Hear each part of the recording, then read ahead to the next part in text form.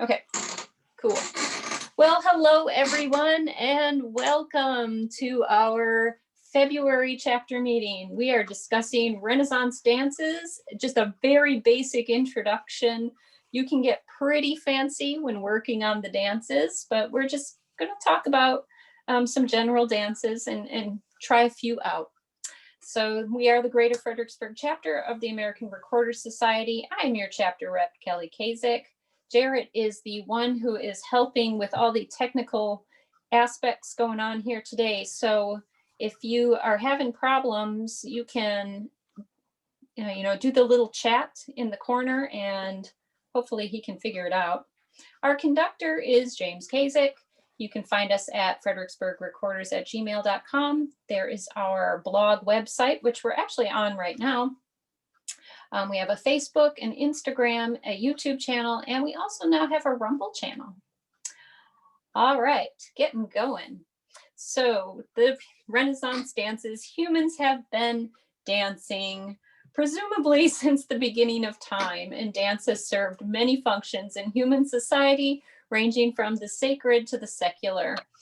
But for the purposes of today's discussion, we're going to focus on some of the more popular secular dances of the 16th century. And there are a couple ways to classify the dances, like I said, sacred or secular. We can classify them by steps versus generic steps, specific steps. Some leap, some don't. And we can also classify them by some musical considerations, such as their time signatures, whether it's duple or triple, their form, their tempo, number of repeated sections. Oh, I'm getting another text for a moment. So how do I answer this? Okay, let me try this again.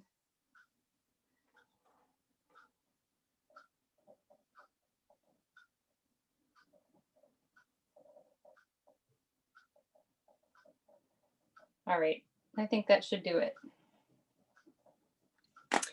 All right. Oh, so the secular dances were performed at functions, social functions such as dinners, weddings, other forms of social gathering.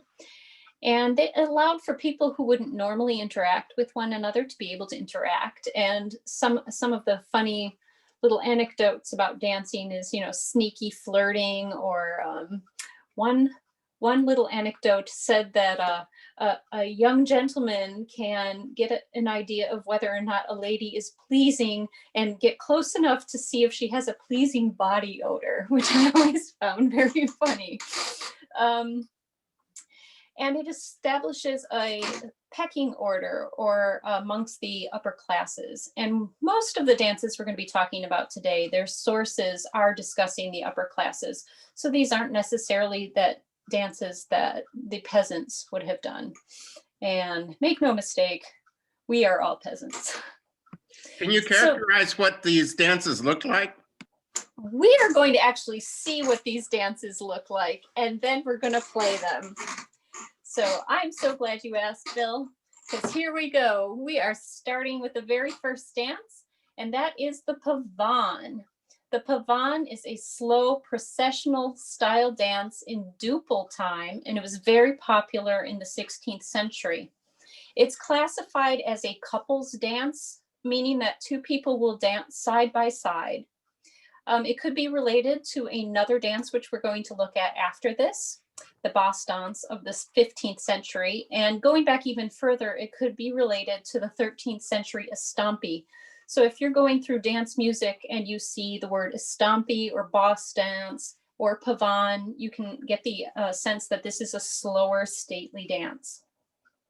The dance steps used in the Pavan require the foot to be low to the ground. In other words, no leaping. You know what? I'm not sure whether or not I decided to share my computer sound. Okay, I did.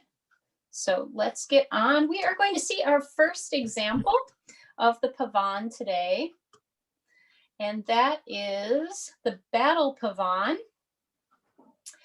We are going to be playing the Battle Pavan too, which I'm very excited about.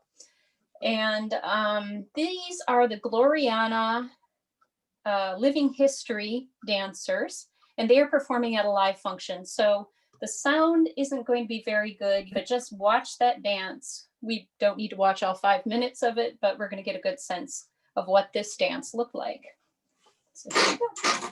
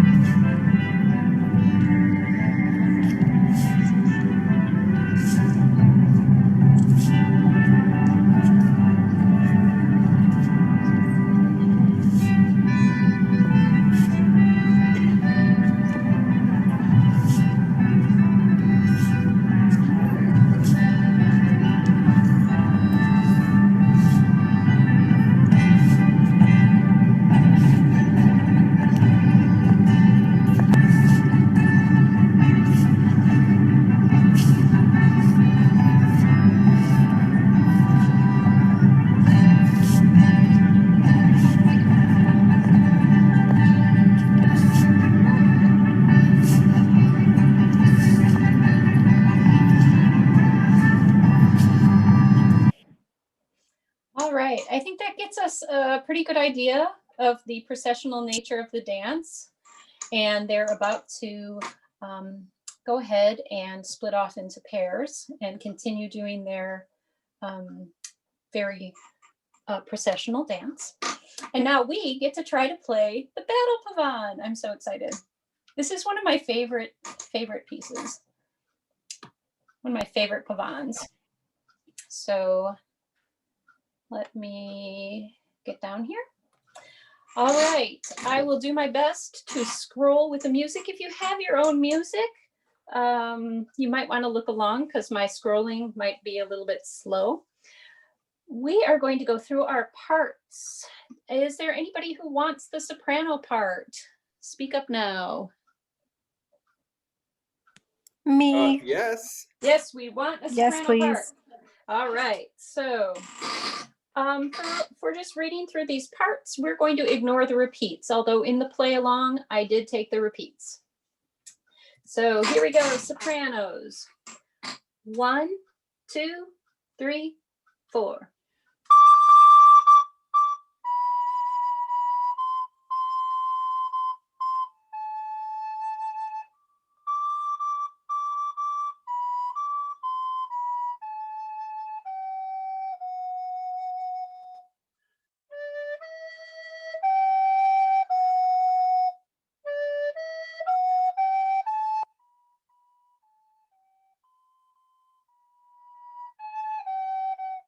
I'm sorry.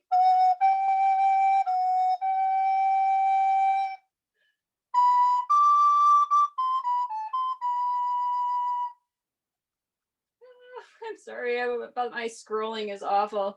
Continuing, 1, 2, 3, 4, 1.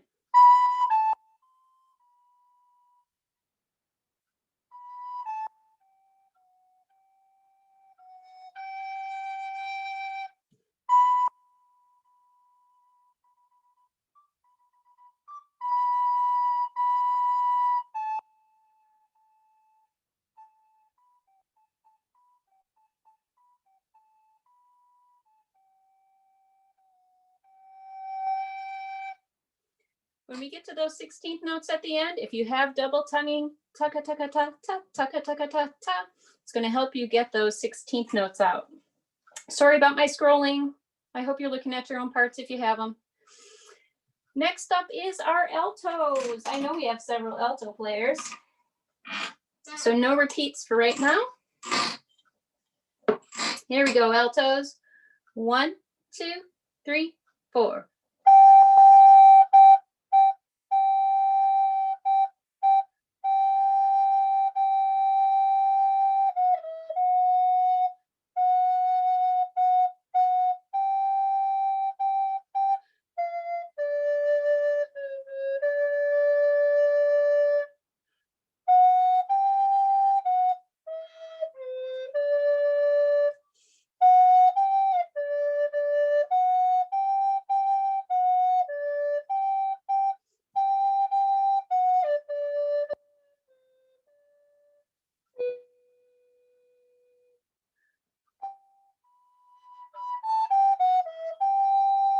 One, two, three, four.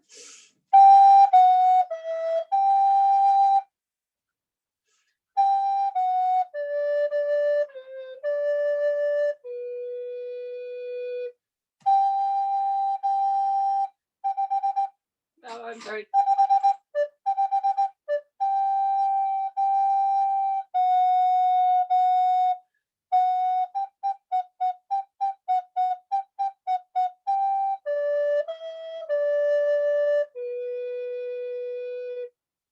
Did everyone make it?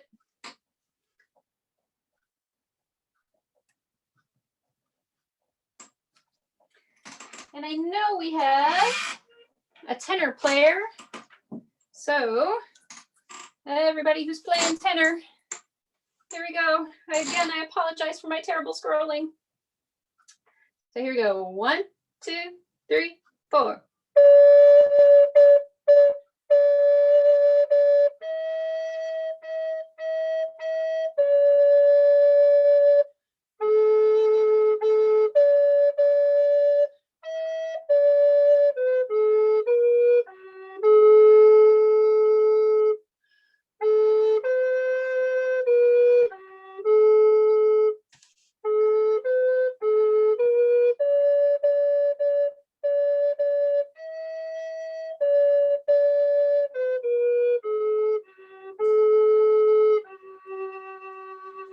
One, two, three, four. 1, 2, 3.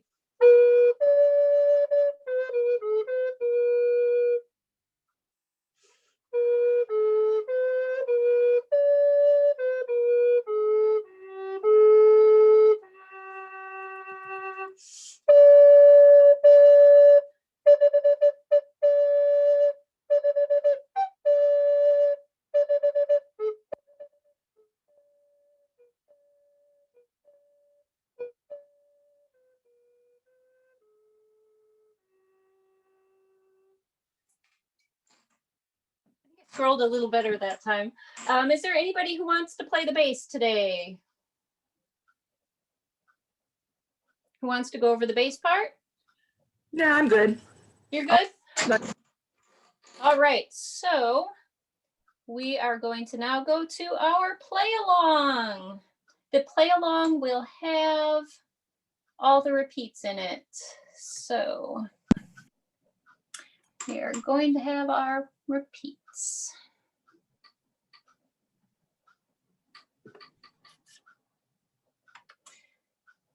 There we go. And the music will scroll a bit better. The host would like me to unmute. I was muted? I'm switching your microphones. Will you just unmute that one? I'm sorry. Oh. The recorder cut out ever so slightly sometimes while you were playing, so I'm changing to the better microphone. If you'll unmute that one, I'll mute the other for you.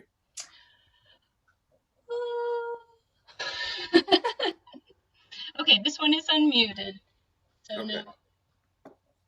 now I have the other one needs to be muted. We're good. The other one's muted.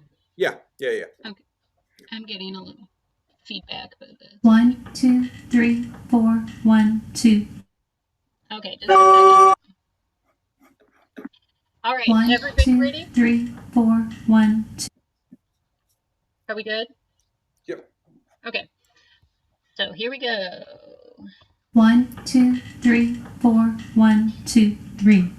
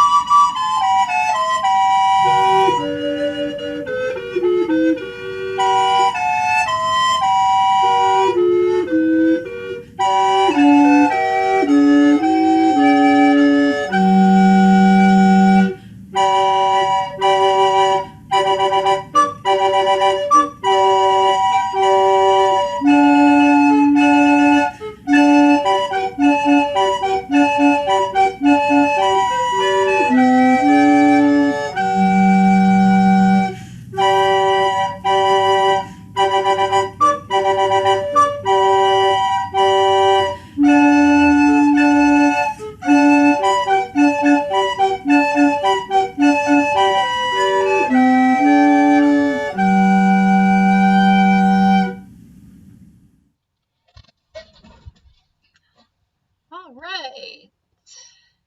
So, bigify that.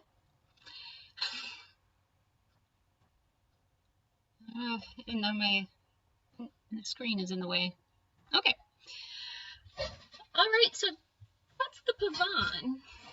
The Pavan is very stately. So as exciting as it looks to have all those 16th notes and fast notes, you have to make sure that you don't take your Pavan too fast. All right, so we'll continue with a related dance. The Basse Dance is also a slow dance popular in the 15th and 16th centuries. The name Basse dance means low dance. The dance is low in that the dancer's feet do not leave the floor, so they don't leap. And this is also a couples dance. Musically, the Basse dance is in triple time feel and most often shows up in 6/4 time with lots of hemiolas. So just to recap, it's a slow triple time feel, notated mostly in 6/4 and couples, but no leaping. So let us pull up our Basse dance.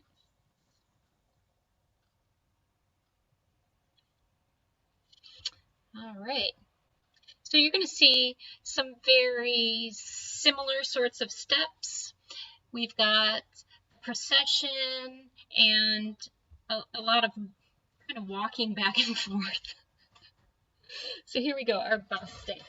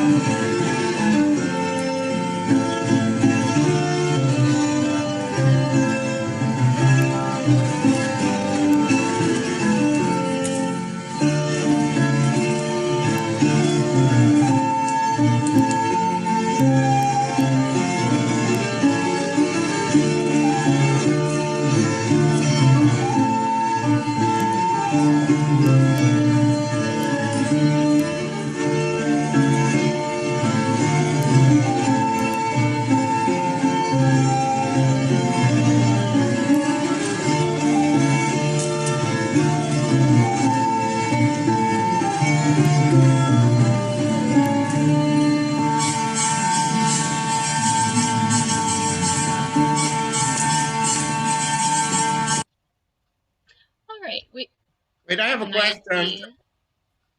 Question.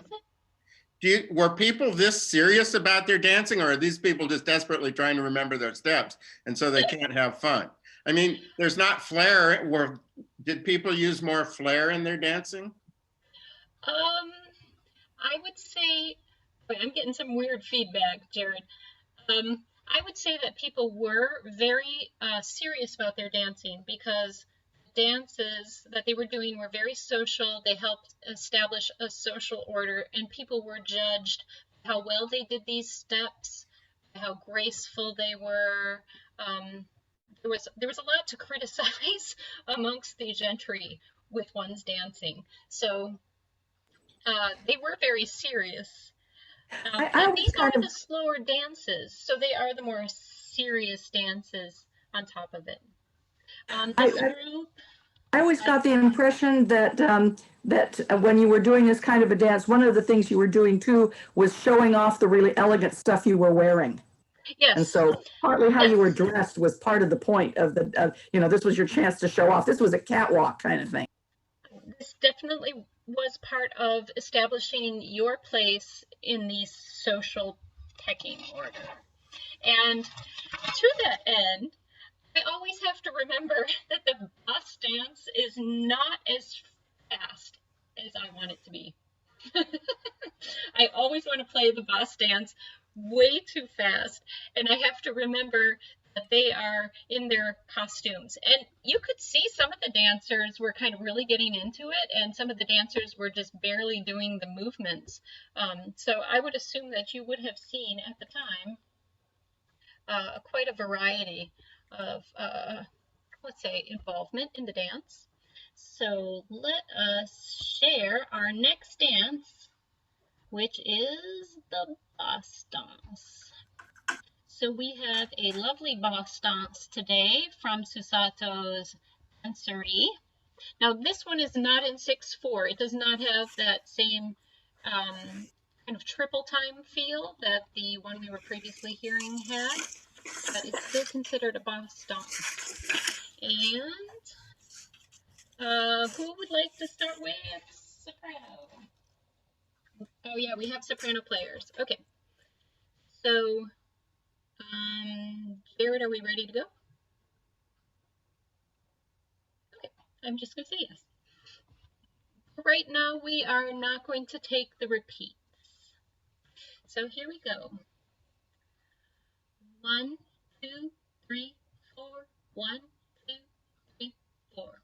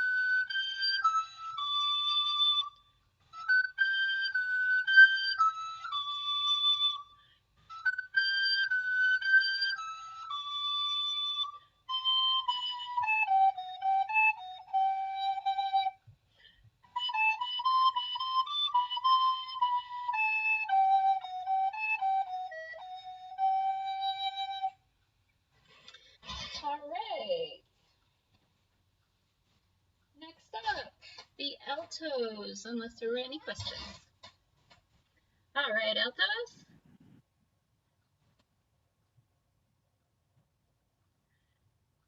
Let's give it a go.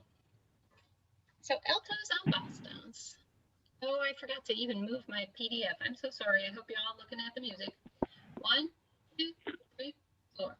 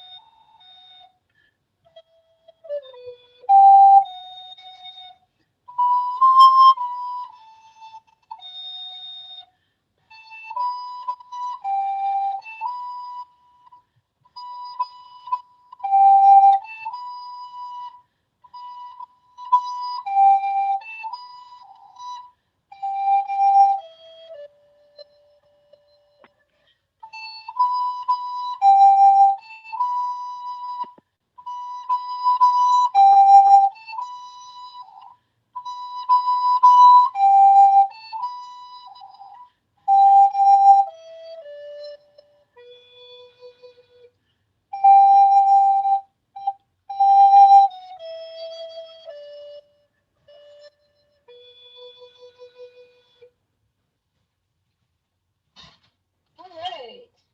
How'd the altos do? All right, here come runners. Oops. 1, 2, 3, 4.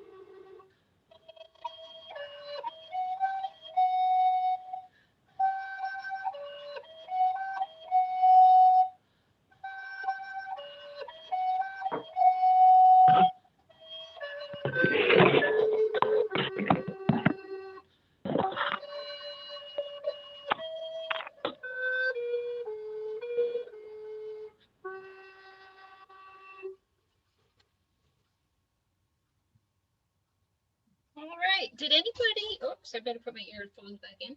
Did anybody need bass on this one? Are we good to go to the play along?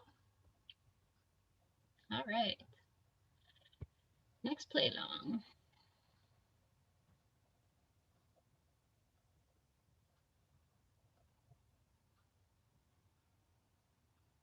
Takes computer a second.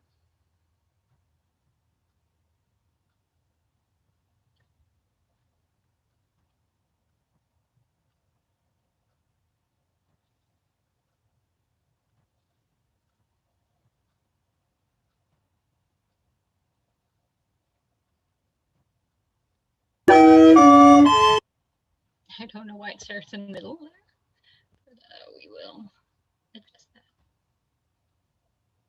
3, Everything 2, good? 3, 2, 3. Everything good, Jared?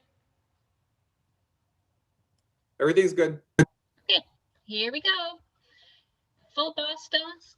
At the very end, the petite reprise is repeated. So that's the little 4 bars between the two coda marks. So you'll repeat the second section, and on that second time through, you'll then repeat the petite reprise one more time. Here you go. 3, 4, 1, 2, 3, 4.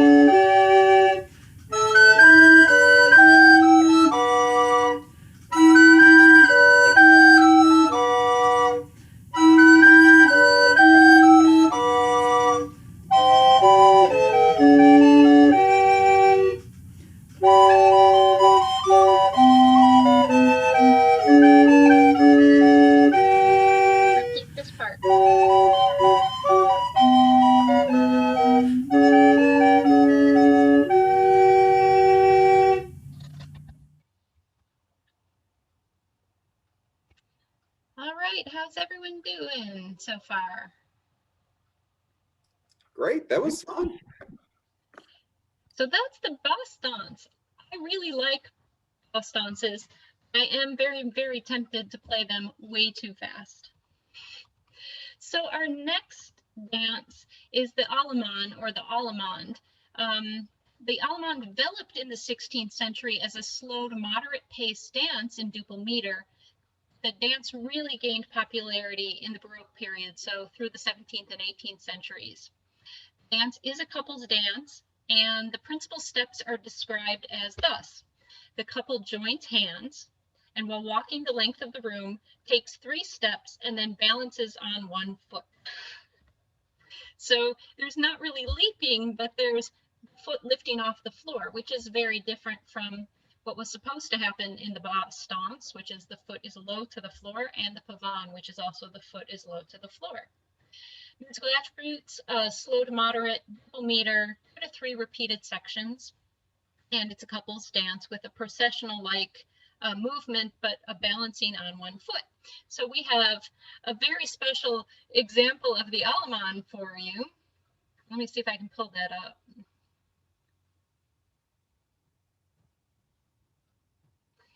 I have a silly walk, and I'd like to obtain a government grant to help me develop it. I see. May I see your silly walk? Yes, certainly, yes. So he walks the length of the room and balances on 1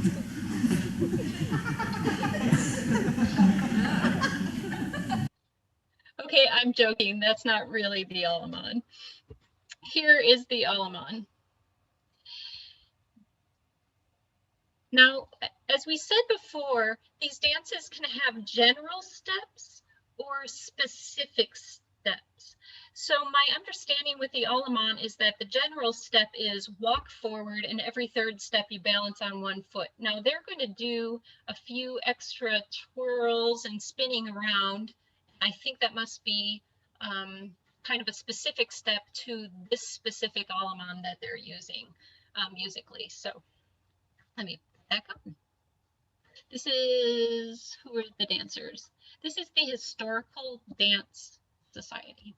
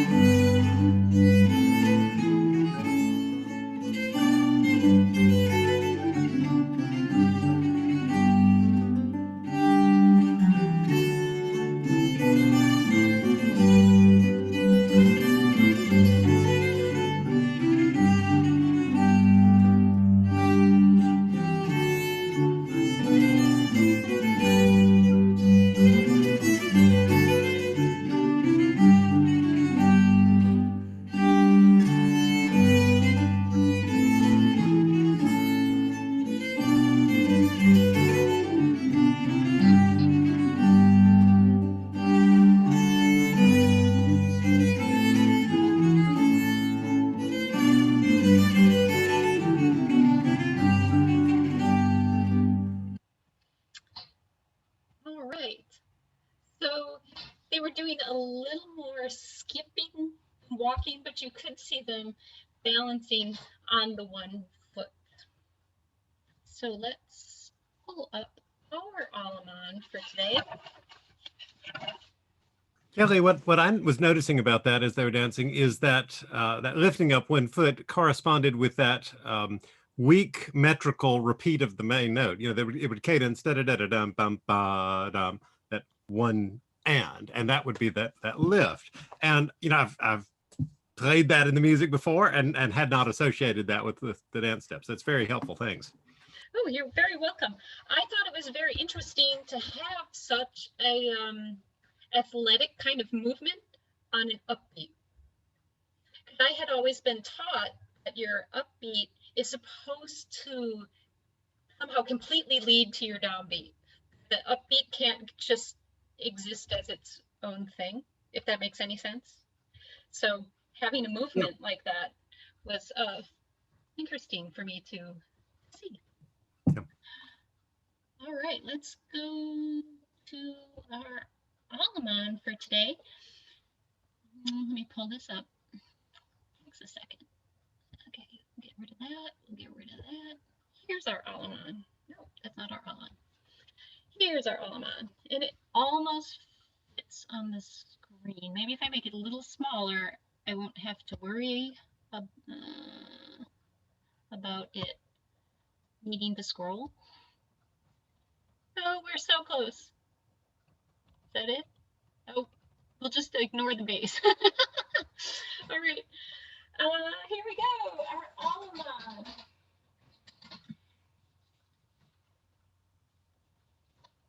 Sopranos. 1, 2, 3, 4.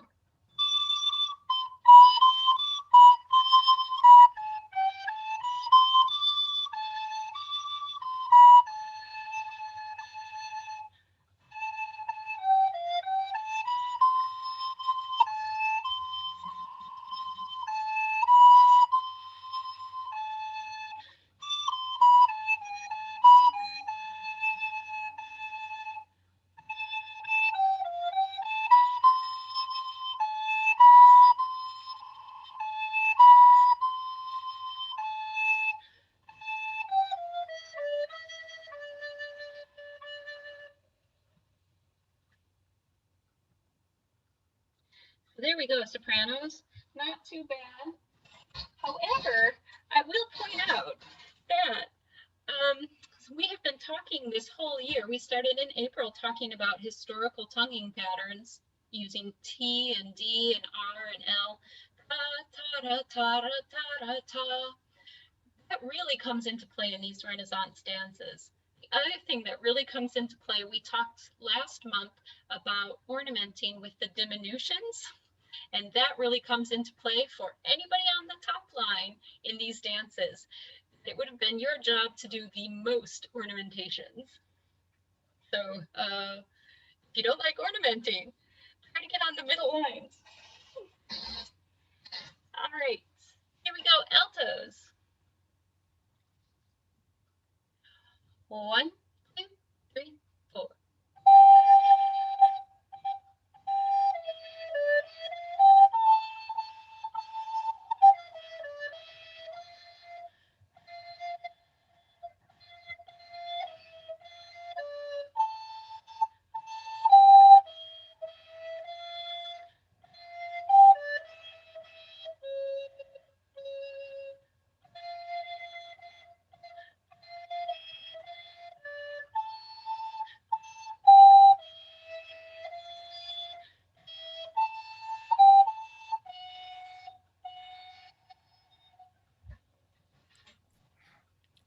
All right.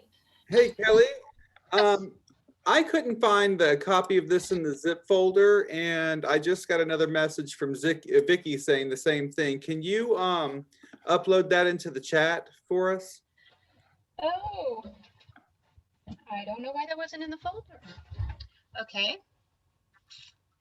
Let's stop that for a moment. Where's my chat?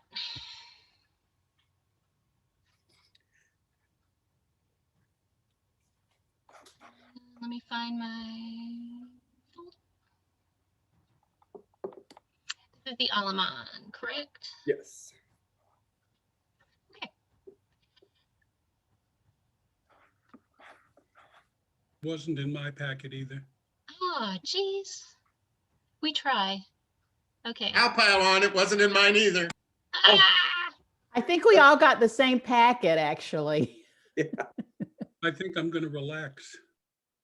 Oh, Jared, I can't get mine to go into the chat.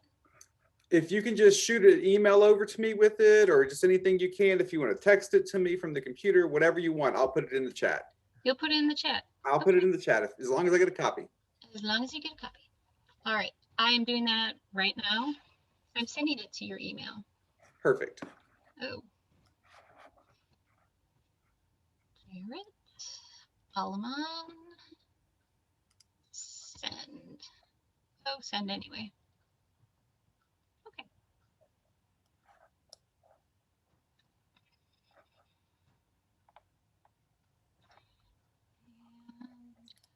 Okay. We were about to do the tenor part. Is that correct? Mm-hmm. Okay, let me get that back up.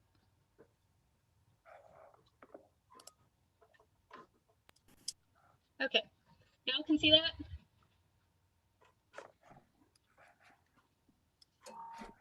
All right, here we go, tenors. 1, 2, 3.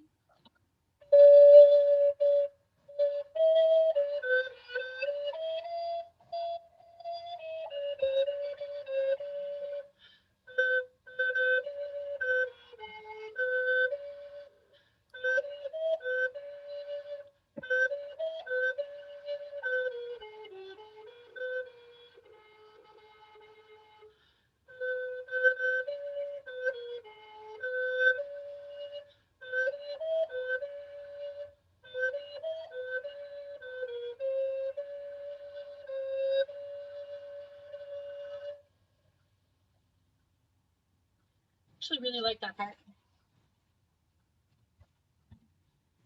All right, are we ready to share the play along? Let's do it. Let's do this. And for everyone, the music is in the chat if you need it. All right. Thank you, Jared. That's why you are our tech officer. All right. Alemain. For some reason, it doesn't like me make it 1, big until we 2. hit play. Are we ready? Yes. Excellent. 1, 2, 1. Oh, come on.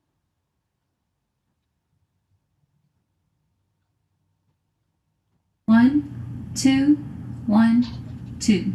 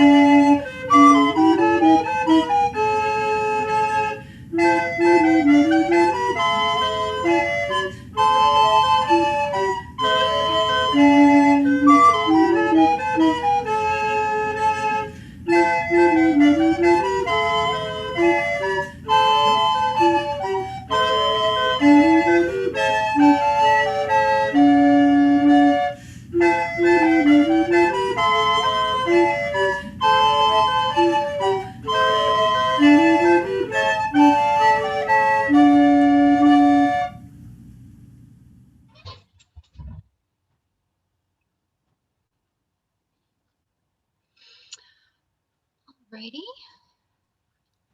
So we're about to move into the faster dances. Usually when these dances were done in a social setting, a slow dance would be paired with a fast dance. So, you know, they were thinking about people pacing it out, not doing too many fast dances in a row, but not too many boring slowing dances. I happen to be a little stupid, and I picked a Bransle that is way too long.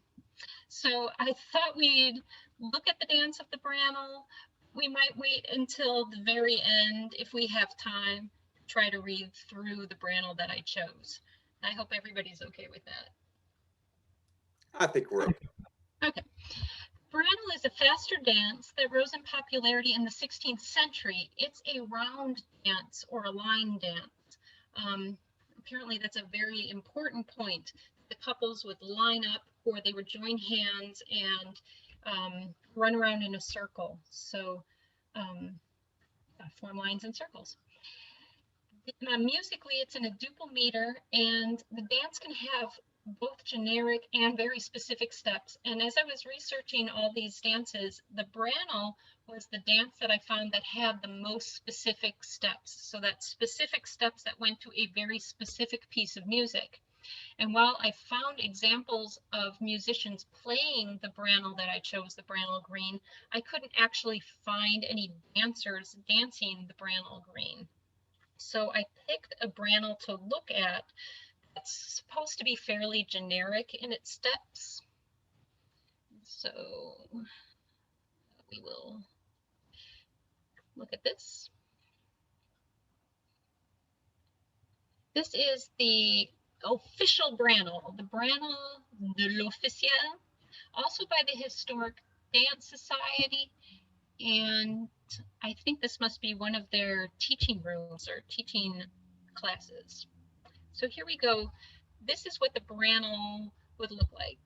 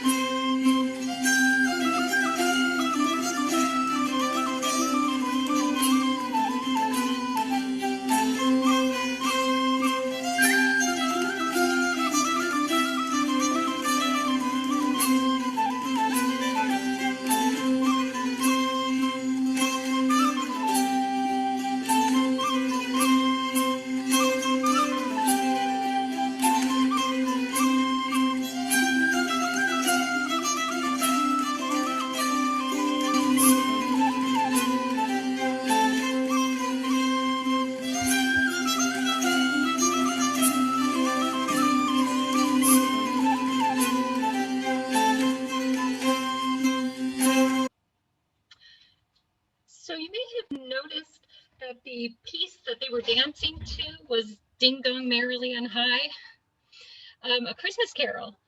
Well, the actual word carol means dance in the round.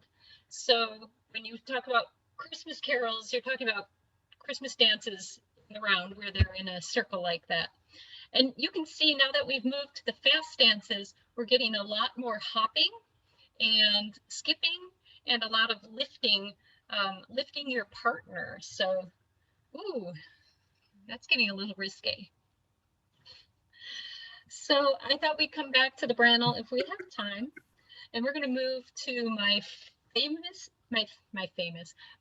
favorite fast dance, which happens to be the Galliard.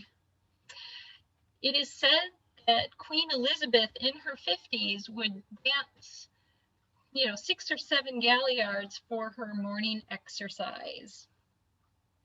So again, the Galliard can have specific steps, but it can also just have general steps. So let me get back to our little description of the Galliard. The Galliard is called the most popular dance in the 16th century. It's athletic and involves leaps and jumps. It's also a couples dance. Musically, the Galliard is usually written in 6/4 with a compound feel, and it's often paired with a Pavan. So after you did your very slow, stately Pavan, you then do a jumpy Galliard.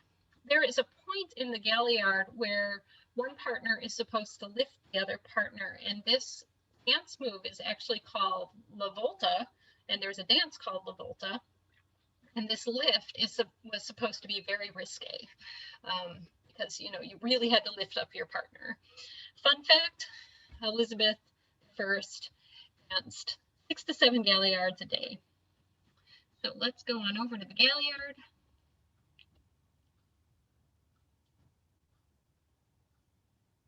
And here we go.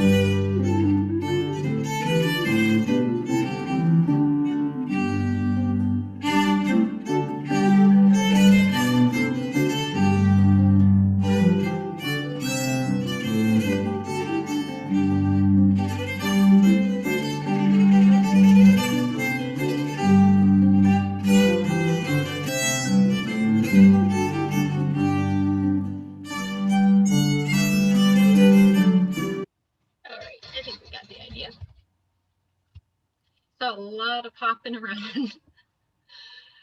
Kelly, do you mind if I say something real quick? Sure.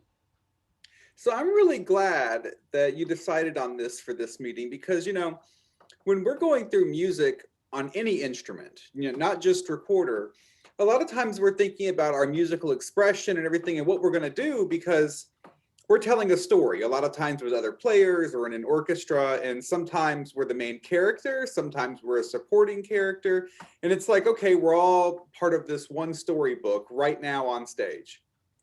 But personally, I very rarely think about what would be the physical interaction with the music. I'm very concerned with the emotional. I want to make an emotional connection, and I'm trying to phrase this music like it's a story and tell something through my musicality. But with this, I can clearly see where I would be missing some of the jubilant actions that would be happening that should be felt versus what I'm thinking should be felt based on my interpretation of what this musical line is. So this is a whole like a third dimension of what the music should be that we can really use to represent that expression when we're performing. Yes, absolutely. I don't think you can really do the Renaissance dances without knowing what they look like, or any dance for that matter.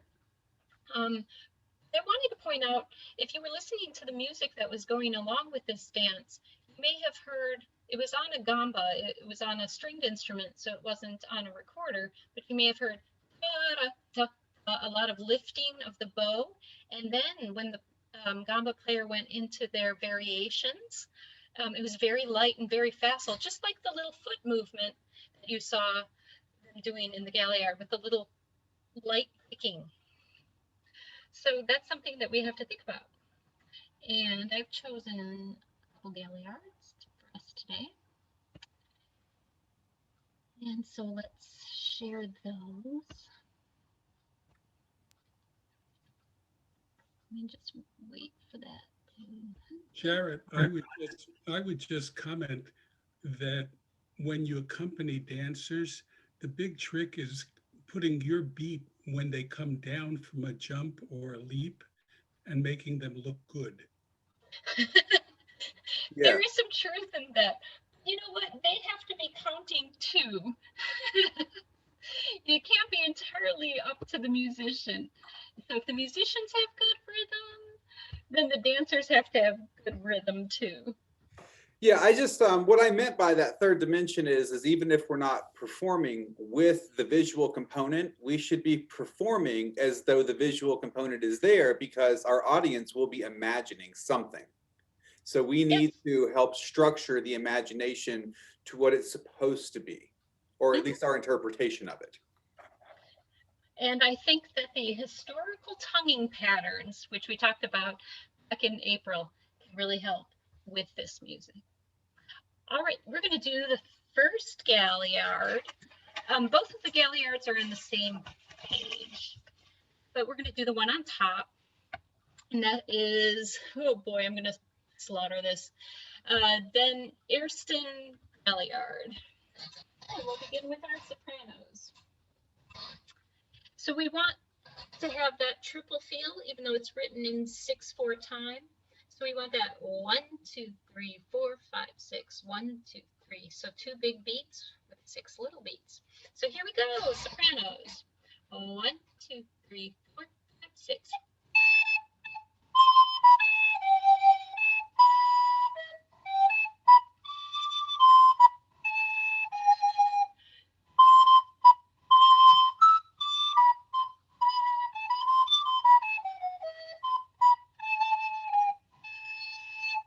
So very easy, very simple. Well, I mean, relatively speaking, short. And alto.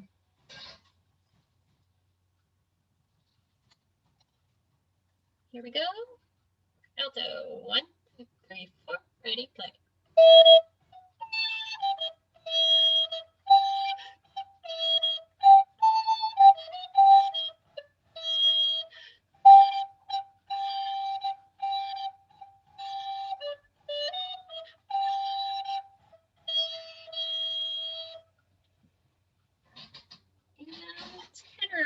Here we go. 1, 2, 3, 4. Ready, play.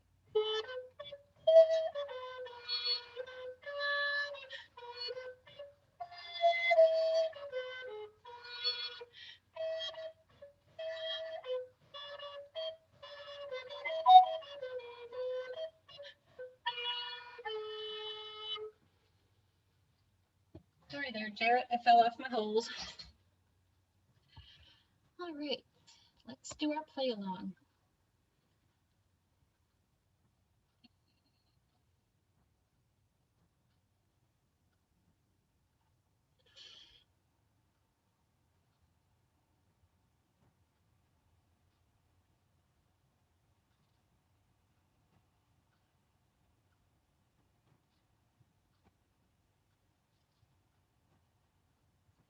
And this is a picture of Queen Elizabeth and Robert Dudley dancing a Galliard. That's actually how it's titled.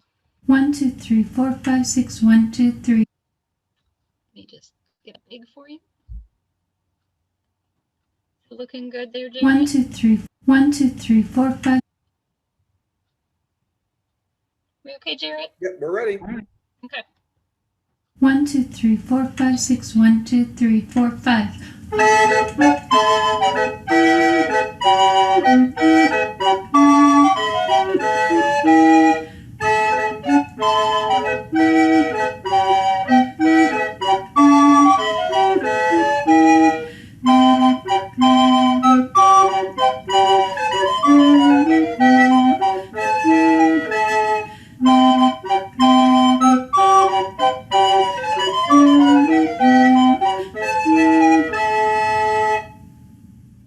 Yay, they're over with too fast in my opinion.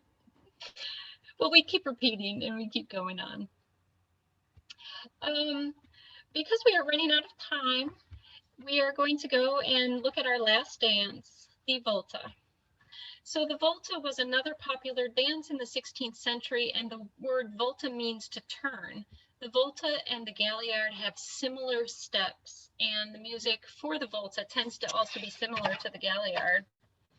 So we've got the triple time, the fast triple time feel, or more repeated sections, and it's a couples dance similar to the Galliard, but more scandalous because of the lifting of the partner. So apparently there were some Galliards where this movement was done, but the Volte is named after it. Oh, okay.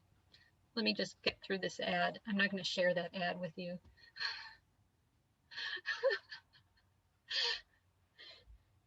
We're all thankful. Yeah, it's like, oh man, where's that ad coming from? Okay. I think it's safe to share. Not safe for recorder meetings, huh?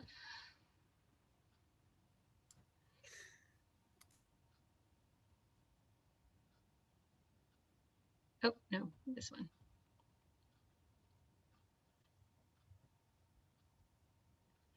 All right. Here we go, the Volte.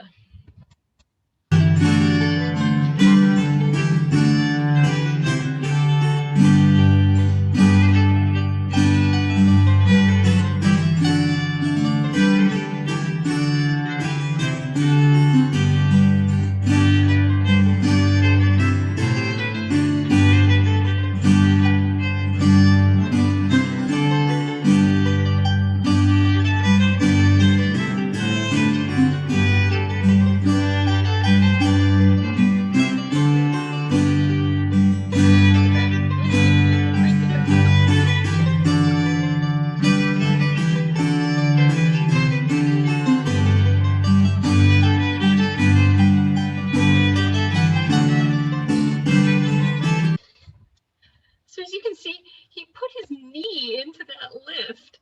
Like, you have to really know what you're doing, otherwise you could just really hurt someone.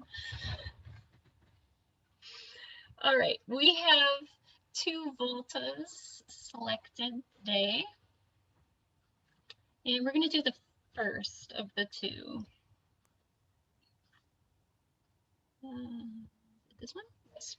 It's the Praetorius 228 Part 1 Volte. And let me see if I can make this smaller so it kind of fits on the page. It doesn't really all fit on the page. I'll do my best with the scrolling. Again, we'll be ignoring the repeats for right now. So it says that this is in 6/4. We're really counting kind of in the whole bar. So 1, 2, 3, 1, 2, and 3, and 1, and 2, and 3, and 1, 2, and 3, 1, 2, 3, 1, 2, and da da dum,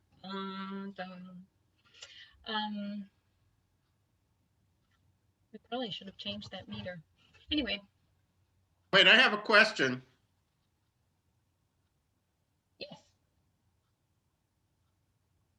In obviously the alto part is supposed to be played up an octave, especially after the first repeat. How is there any indication on music that tells me in advance that I'm supposed to be thinking about playing up an octave? You know, Bill, I think I screwed that one up. Boy, I thought that it was, I bumped it up the octave. Usually, if you see it going out of your range, you know that you have to bump it up an octave. And I thought I fixed that. So I'm sorry. I'm really sorry. I thought I had fixed that. The first part is fixed, it's the second part that needs to be bumped up. Yeah.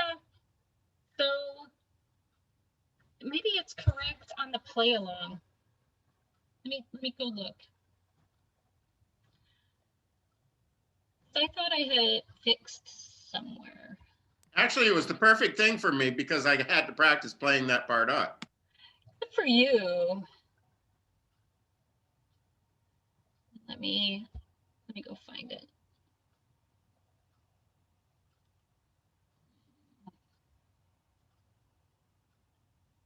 Here, it's probably this one. No, part 2.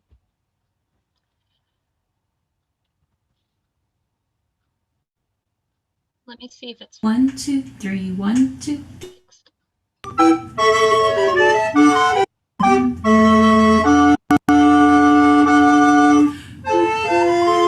It's fixed on, okay, it's fixed on the play along. It's fixed on the play along, Bill. So, let me maybe move that cursor.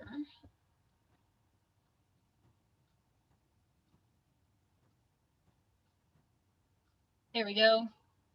There it is, fixed on the play along. So you can look at this screen and maybe that'll help. All right, here we go, sopranos. 1, 2, 3. Oh, I can't listen to this, I'm getting feedback. 1, 2, 3, 1, 2, 3.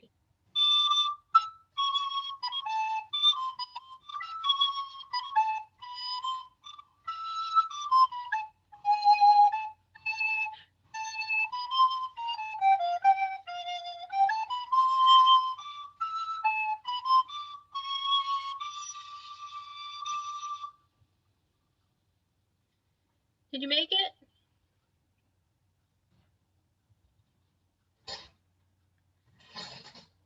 Okay, altos. Give it a try. Here we go. 1, 2, 3, 1. Ready? Play.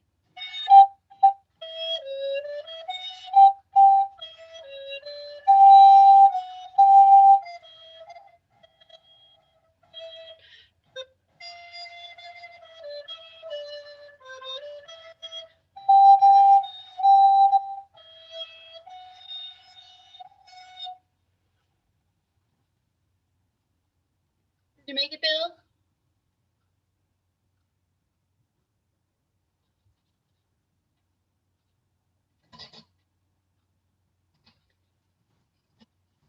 All right, let's do tenors.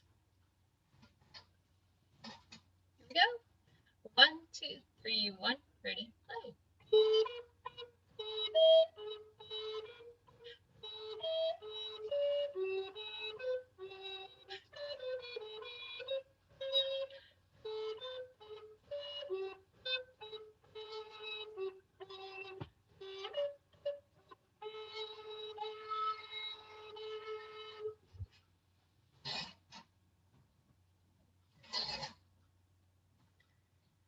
All right, let's do our play along. 1, 2, 3, 1. 1, 2, 3, 1, 2, 3.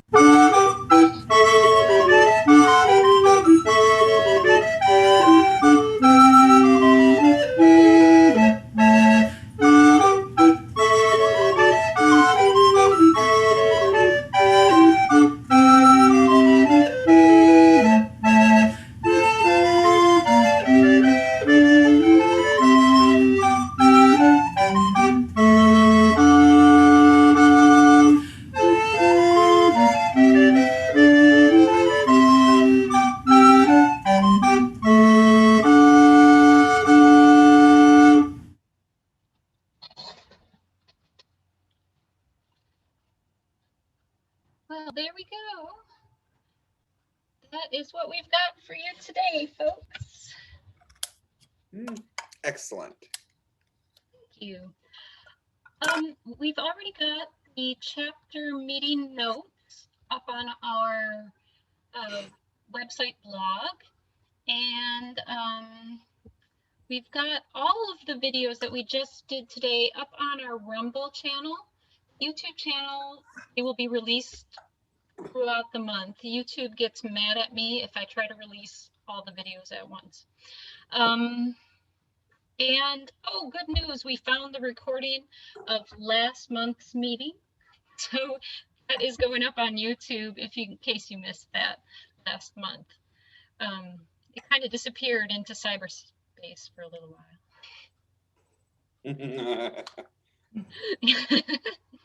So thank you for joining us. Any questions, comments? Oh, I like the combination of the videos and then playing. I thought that was really great to have a visual to go along with what, you know, what the music was meant to accompany. I really like that. Thank you. Anything else? Nice Right, job next- as usual. I'm sorry, Bill? Nice job as usual. Thank you. Mhm. We decided that next month we are not going to do a hoity-toity meeting about the Music for F recorder. We are instead going to do Irish folk music for St. Patrick's Day. March is also Play the Recorder Month, and I do have a play along ready for us to collaborate on, like the one we did for Christmas and the time before. So just be watching for that email if you want to join in on that collaboration, and we'll get that music to you and the link so you can record. That's what we have in store for March. Awesome. Well, hope you all come back next month, and I can't wait to see all your faces again. Nice playing with you. Thanks for inviting me. Thanks for coming.